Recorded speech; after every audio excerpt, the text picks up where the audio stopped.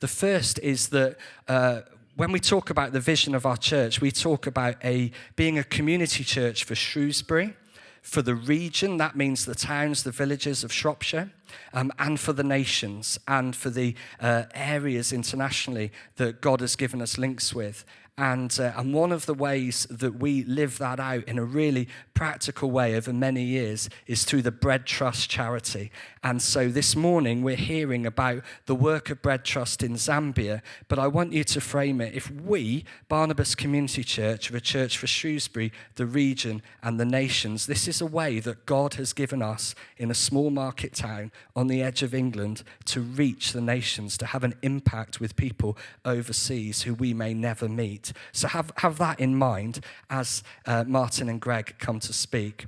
But then also, this is a period in the year where many churches and schools are having harvest festivals. We're thinking about our own provision, and we're thinking about the gratefulness that we have to God for what he provides with us, but then thinking of people who are less fortunate than ourselves. And so with this in mind, today we've got this focus on BREADTrust, and then on November the 6th, we're going to have a food bank Sunday. We're going to have a collection of food and looking at how we as a church are responding to the needs locally. So if you look at the vision of the church, this is how it plugs in. If you look at the time of year, this is how it plugs in. So I'd love you to now welcome Martin, who's going to introduce the talk. Let's welcome him.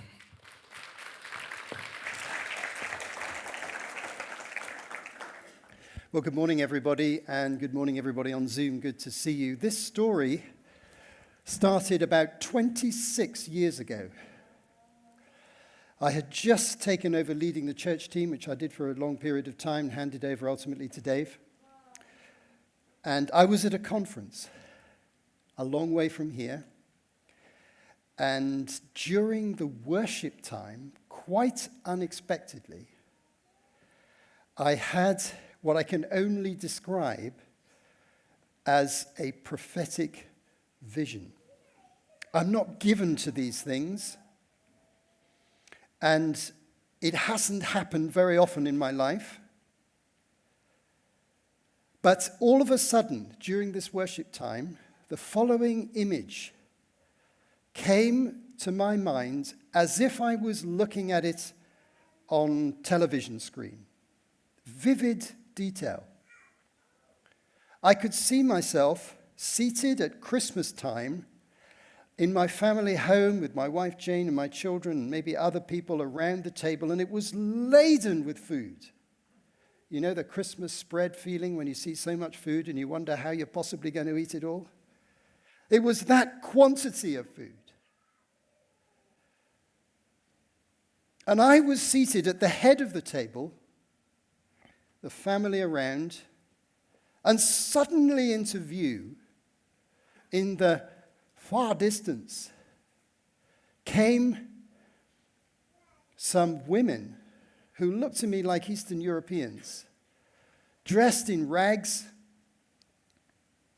impoverished, who called out to me in this vision.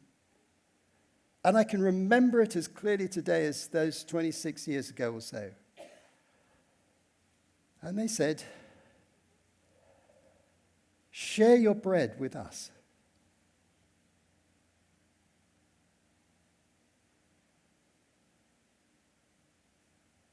And that was it. The vision ended. And at an emotional level, I was reduced to tears, sobbing quite suddenly. Because I felt in this unexpected and uninvited spiritual encounter, something was being born spiritually. And it was to do with our church. It wasn't so much to do with me as an individual, or that counted. It was a church calling to identify with and share the bread of, the resources of, the food of, the sustenance of our church with others. And at that time, we had an opportunity to do that in Ukraine. The story is well known. and has lasted 2.5 decades and is still growing strong. And so we decided to form a charity out of that prophetic vision, and we called it BREADTrust for a reason, to represent the bread of the prophetic vision. And for many years, this church has been committed to developing that connection with Ukraine, which has gone through various phases and now is in a very intense phase. Phil Downward leads the work there from the trust point of view very capably. And currently, through the support that's given, we are serving 4 humanitarian warehouses in 4 locations with vehicles. We're providing a great deal of money for the humanitarian aid, and we're sponsoring housing projects in different locations and supporting the church network. The story is well known and has been told to you, and I want to thank you for the support that you have given. The vision of BREADTrust is to come alongside partner churches in poorer countries to help them with humanitarian assistance and church development. And that's what we've done in Ukraine, humanitarian assistance and church development. But in our movement, Christ Central Churches, there are several nations that have vigorous church networks and real issues of poverty. For example, there's about 15 or 20 churches in Mexico. There's about 20 to 25 churches in Ghana and the surrounding area in West Africa. There are, of course, the churches in Ukraine, which are part of our network. And largest of all, there are over 50 churches in Zambia, in South Central Africa, just north of Zimbabwe. So how could we as BREADTrust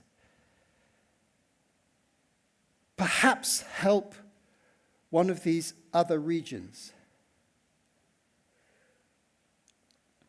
The leader of the Zambian churches, a man called Joseph Mawila. Some of you have met him when he's been in the UK, or you may have heard of him speak online. He's a personal friend of our elders and knows people in this church. Very capable leader. Has been developing the churches in Zambia, also in neighboring countries, Malawi, Tanzania, and also in Kenya. And Phil's connected with a Kenyan branch of his work. We're looking into that at the moment. But Joseph Mawila came to us and said, BREADTrust, can you help us in Zambia? We're already involved very clearly in Ukraine with Igor Bogomas and his team. And about 4 to 5 years ago, Joseph Mawila came, can you help us? Our churches are very poor, and some of them are in very rural locations. And they're spread all over the country, and Zambia is a big country, all across the different provinces of Zambia. And at the time that he came,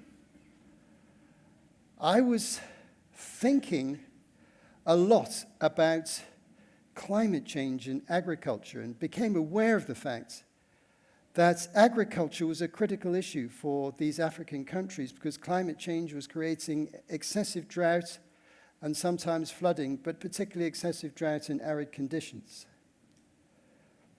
And I became very interested in that issue.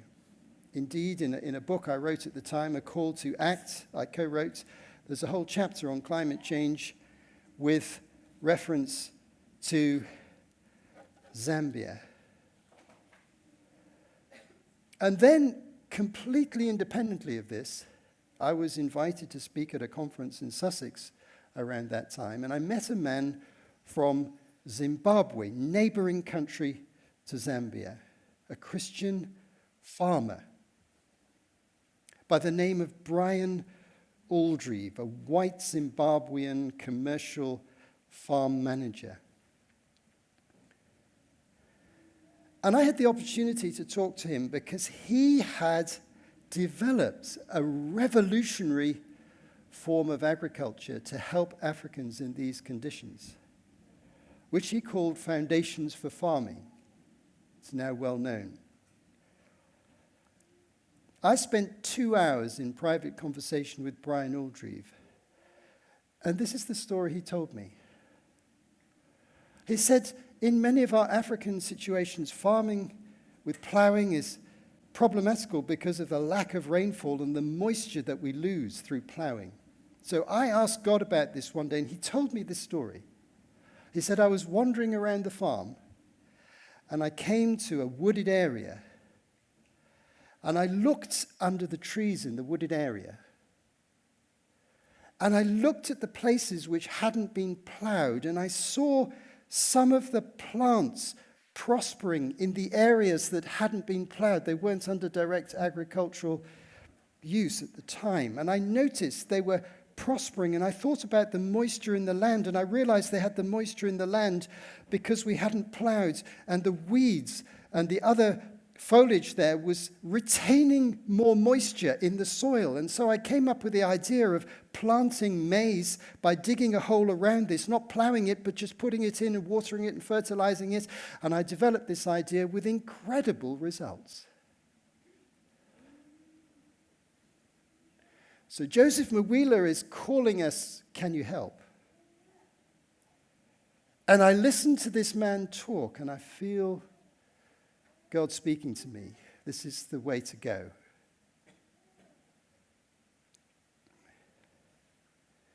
And so we decided at BREADTrust that we would invest in supporting them in Zambia with Foundations for Farming. Let me just tell you quickly about BREADTrust. We're going to put a slide up on the screen just for your information. This is the team in BREADTrust. You can see on the screen, those on Zoom will be able to see the screen briefly. Myself, Ray Green, Beryl Green, known to many of you, Joanne and Jamie Muir, Phil Downward, leading our work in Ukraine, Greg LaRue, leading our work in Zambia, Roger helping with finances, Simon Hayes, and Jen Roberts. We're very grateful for our trustees, many of whom are, of course, members of our church here.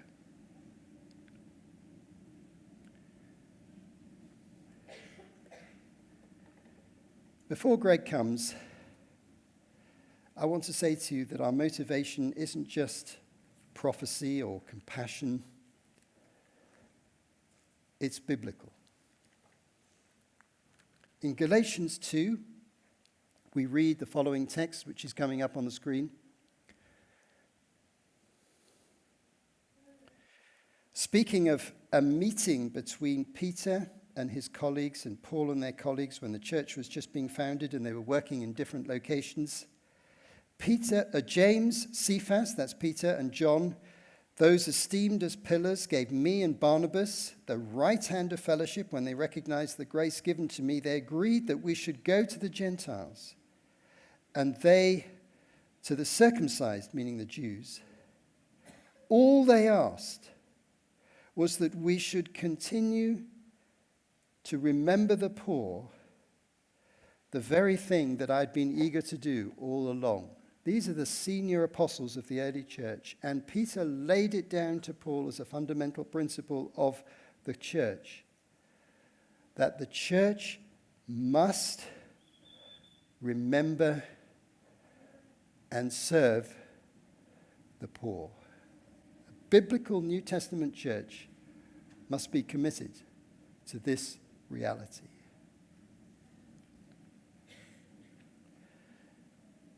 Now, in Barnabas, there are 5 things we do to represent that reality. Number 1, our pastoral team give consideration to any areas of financial need amongst our own members. Number 2, we've set up Barnabas Community Projects and Food Bank Plus to serve our local community for those in need. You'll hear more about that in early November. Number 3, well illustrated by Lizzie's presence today, we support Lizzie White as a missionary working with a missionary agency in Peru, SIM, as a water engineer and meeting the needs of remote communities in rural Peru. Number 3. Number 4, we support the work in Ukraine through BREADTrust. But today is about number 5, the work in Zambia. Now, there was an urgent need earlier this year to have a new trustee to take up this role, and I approached Greg LaRue, who'd come into membership not so long ago into our church, and I said, Greg, would you help us develop the work in Zambia? We had some coffees together, didn't we, Greg? I remember having coffee in town, and I tend to lean on people in these kind of situations. Many of you know the feeling. Sharing with them vision and say, can you help? And to his great credit, Greg rose to the challenge and has done a really wonderful job developing this project. But he's going to tell you about it much more closely and in much more detail. So give a very warm welcome to Greg LaRue, please.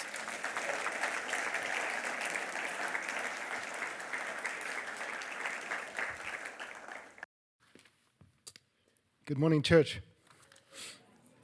So while I was preparing for this talk, it went between 5 and 50 minutes of me standing here speaking to you. Armed with that information, I know that you're all praying for me that it's going to be 5 minutes. Okay, so with that information to hand, let's start with the first slide. So, what do you know about the country of Zambia? You probably know that it's a landlocked country with a population of 20 million people. If you think that England is 60 million plus, so big country, fairly sparse population. It's one of the poorest countries in the world. It became a republic in 1964 with Kenneth Kaunda as the first president. And due to intermittent drought,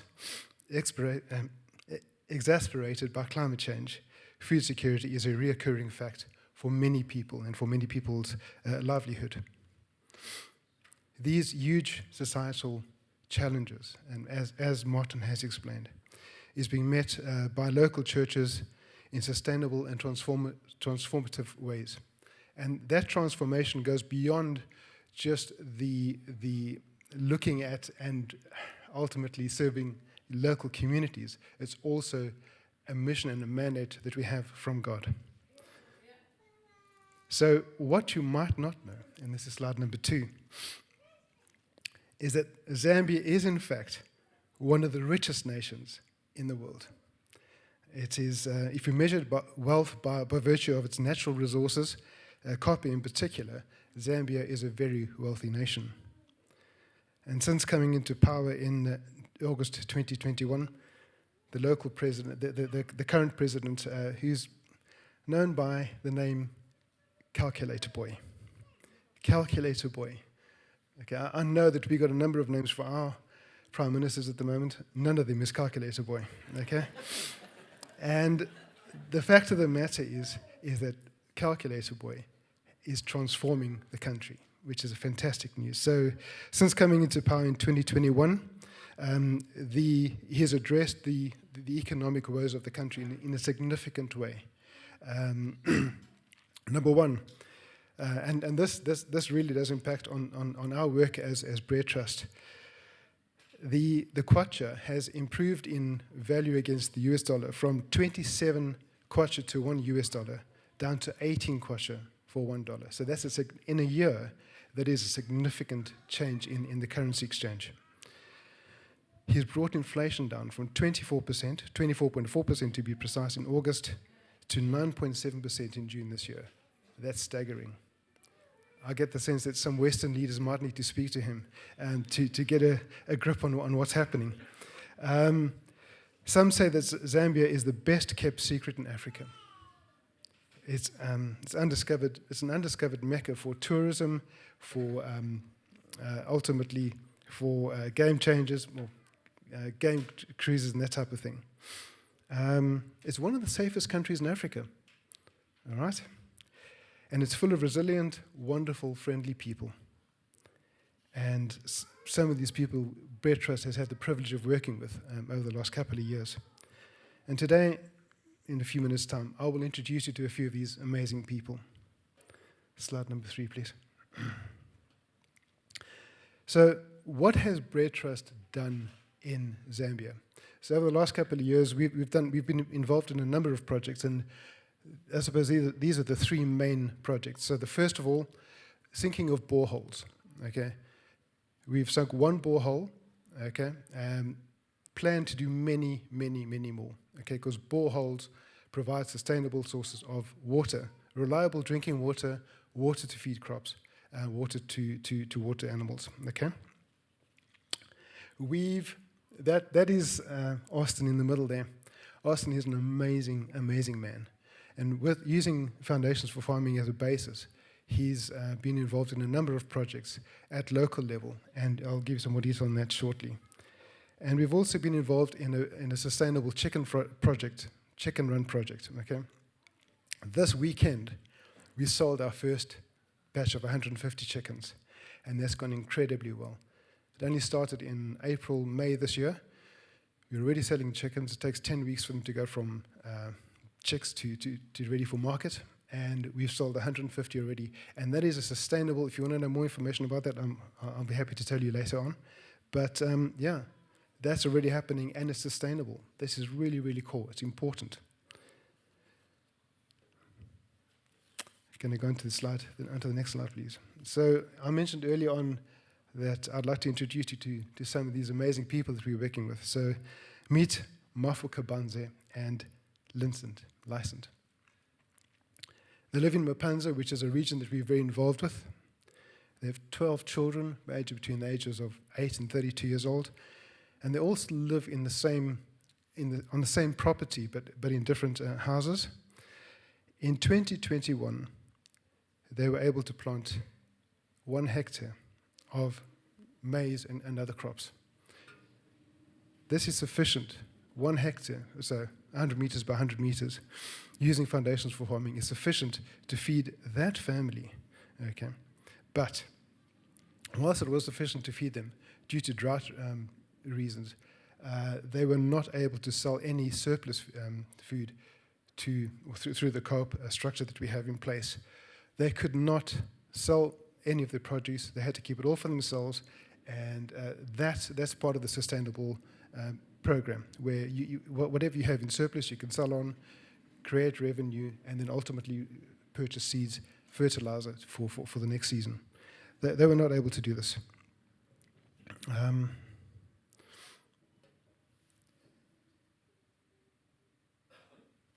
In the coming year, remember we've helped them plant 1 hectare last year, and the year before that they were able to actually sell to the marketplace with 1 hectare. This year, they will be planting 655 square meters. So that's about 10% of what they planted the year before and the year before that. Guess what? It's not going to sustain them. Okay, so there's a bit of a challenge there. They've also been participating in the Chicken Run project, and on the 30th of September, they got their 150 chicks. So that's something in terms of them being able to grow these, and the requirements are quite strict. They've got the 150 chicks, and in 10 weeks' time, they will be able to sell those at the local marketplace.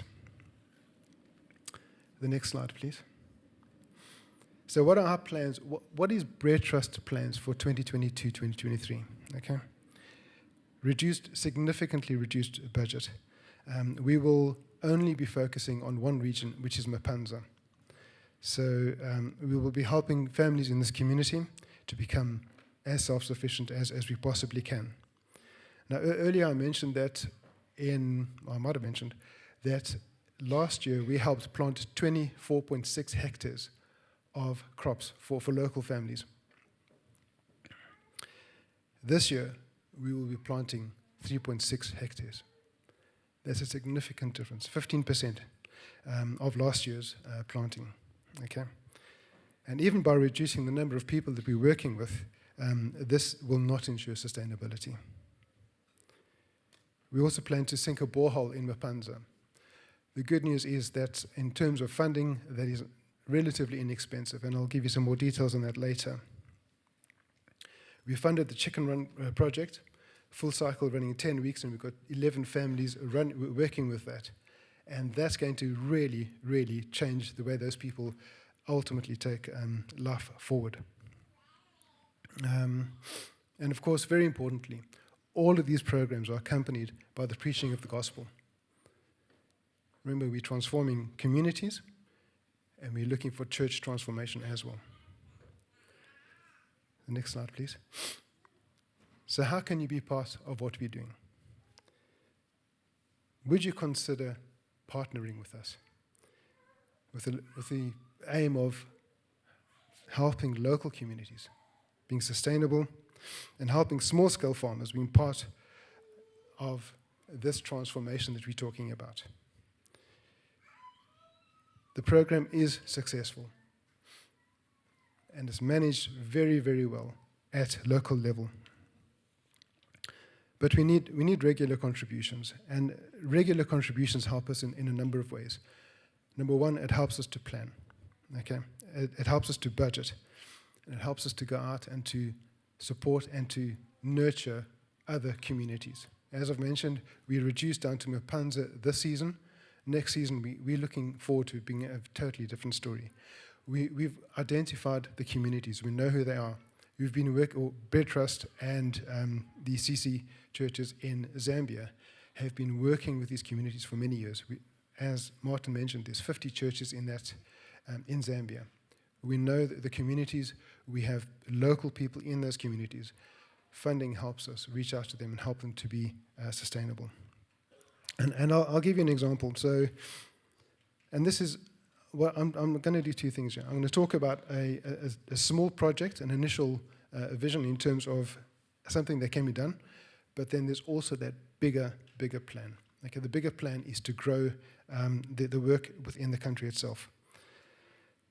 If 10 families in Barnabas contributed £15 a month in less than a year's time, and including gift aid, in less than a year's time, we could sink a borehole in Mapanza.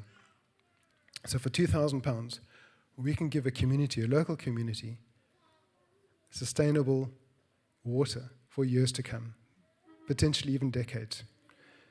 People might not know this, and yes, in fact, the whole of Africa has got serious drought conditions. Drought, climate change, flooding, all of these things on surface level create problems. What people don't, another thing you might not know, not only about Zambia, but about Africa, is that the water table and the reservoirs underwater are significant. So there's a lot of water in Africa. We just can't see it. You've got to dig for it. And boreholes are life-changing for local communities. So the borehole in Mapanza is certainly one of the areas that we're looking to focus on. Of course, we would like to sink a borehole every month. We would like to sustain families on an ongoing basis. So if we had to take that £15 a month for 10 families, okay, over a year, imagine if we had 50 families giving £10. We could make a significant difference really, really quickly. In closing, this is the last slide. Number one, thank you very much for your support to date, not only for Zambia, but for Ukraine and everything else that the BREADTrust stands for and is doing. Our Zambian partners are also very grateful. And even though the funding has been reduced, they are still grateful because with that money, they can do a lot.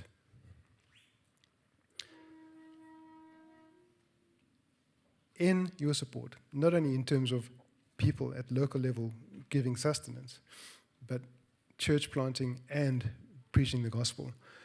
I know when when Austin and his team go out to these communities, it is always accompanied with preaching of the gospel.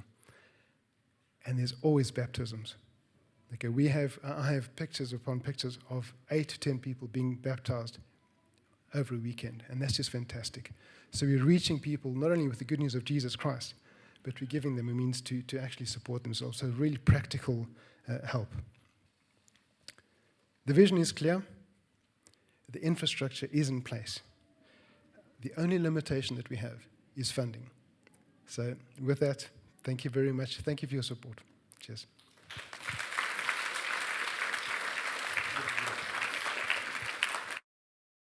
Thank you very much, Greg. Let's go back to slide 7, just for a moment in conclusion. That's great. Just the visual image of 3 things that we're doing. So there is a borehole that we've actually financed. It's incredible the impact on a community of having water available in the very arid conditions when all the other water sources dry up. They're so relatively easy to dig and set up. There, Austin Hamonkolo, our trusted partner in the middle, is standing in the midst of maize, the staple corn of much of sub-Saharan Africa. You'll notice it's very prosperous, it's very tall. The farming methods used produce far bigger crops in size than standard methodology. And there are the chickens, as a family's given chickens and fencing and other implements, and then they raise chickens very quickly and get them to the market, make some money. These are the 3 things that we are doing. We'd love to increase them. Our final slide, number 12, we'll go to the end, and my concluding comments are just to say, if anybody here wants to follow this up, you can email to Ray and Beryl Green at the BREADTrust email address given there. You can speak this morning to Roger Bebb. Many of you know Roger. Would Roger like to stand up? I don't know where he's seated. There he is at the back if you don't know him. He can happily deal with any queries, and you can also fill in the giving leaflet here. And the BREADTrust website has updated information about the work in Zambia. So thank you very much for your attention.